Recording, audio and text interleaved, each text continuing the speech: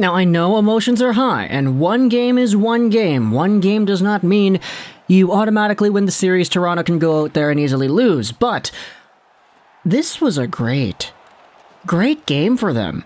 Near perfect if you really wanted to go out there and try to describe it in terms of Toronto Maple Leafs playoff performances. Sure, you probably should not have given Kyle Clifford number 43. I don't think anybody in Toronto should be wearing that number anymore, especially in the playoffs, considering what happened in the first period of this game with him. But this game, 5-0, Toronto versus Tampa, Game 1, this was near perfect. And I don't say that lightly. This is coming from the guy that went out there and had Tampa making the gosh darn finals in my own bracket. I had them beating Toronto in, 6 or 7? And you know, if I saw this game, I would not have said the same thing. Because Toronto just played themselves what was one of the most perfectly coached and strategized games that I've seen in a long time from this team. This is not the same team that went out there and choked away a 3-1 lead against Montreal. Now, sure, they had a 3-1 lead to begin with, and those wins they had were pretty convincing. But everything you needed Toronto to do to prove your doubts wrong, they did.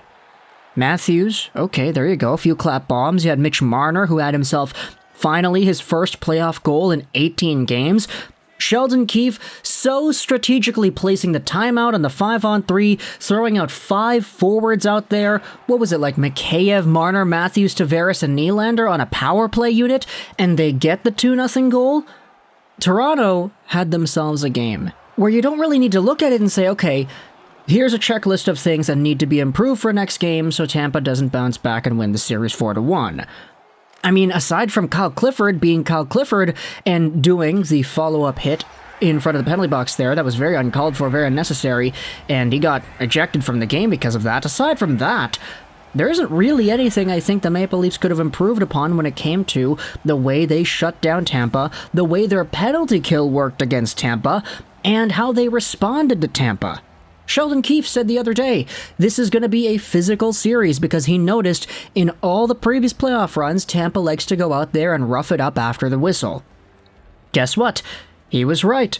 Corey Perry and Patty Maroon trying to go out there and get under Wayne Simmons' skin. Now, to be fair, Simmons did do a good job in shying away and not wanting to fight. He kind of escaped their claws early on, which led to an even bigger fight amongst everybody else on the team. And then Wayne Simmons goes after Victor Hedman, which reignites them all after everyone seemingly had calmed down by that point.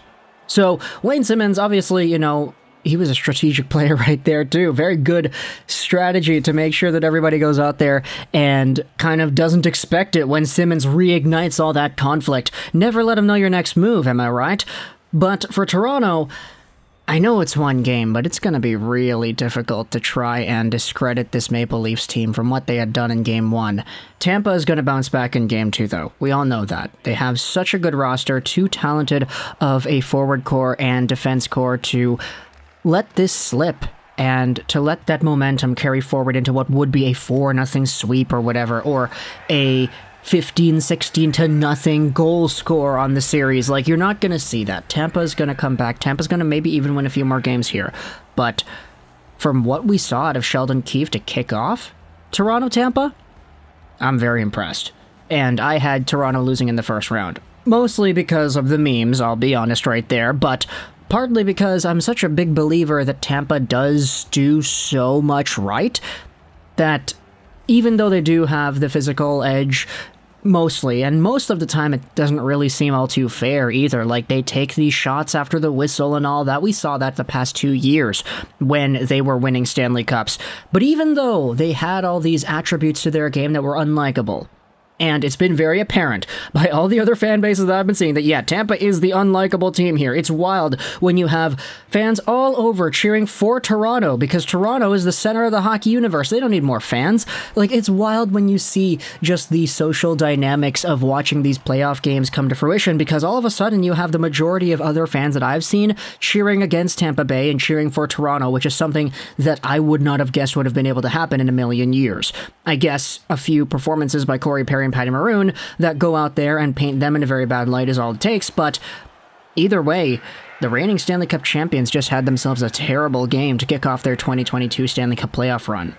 Let me know in the comments all your thoughts about Toronto versus Tampa over here. How do you think this will affect the rest of the series? Do you think Toronto keeps this up with how good their coaching has been, how perfect their strategies were, and just how capitalistic, okay, no, that's a terrible word to use. Okay, how they capitalized, there you go. How they capitalized on everything they were given. They beat Vasilevsky here. Jack Campbell gets the shutout, which is kind of wild to me. I didn't really think that Campbell had it in him to shut out an Andrei Vasilevsky squad. But let me know in the comments all your thoughts. I hope you enjoyed this video. Trolls 99. And bye.